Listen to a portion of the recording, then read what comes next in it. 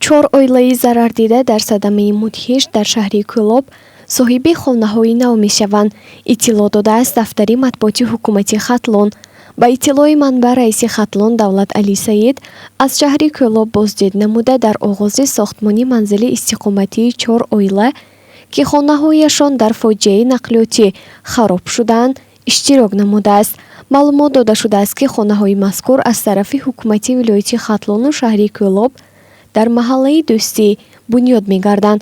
Раиси вилоят хостори истифодаи маҳсулоти босифатшуда таъкид намудааст, ки корҳо бояд вусъат ёбанд, чун тирамоҳ наздик омадааст.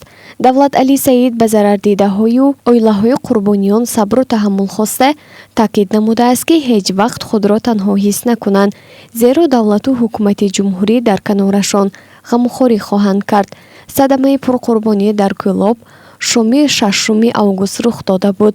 Мошини боркаш бар асари аз кор мондани дастгоҳи тормоз хонаҳо, автомобилҳо ва сокинонро зер намуда буд.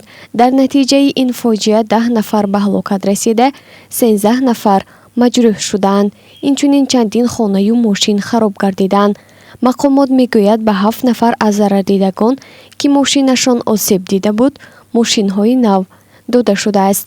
Дар ин бора Спутник Тоҷикистон иттилоъ медиҳад.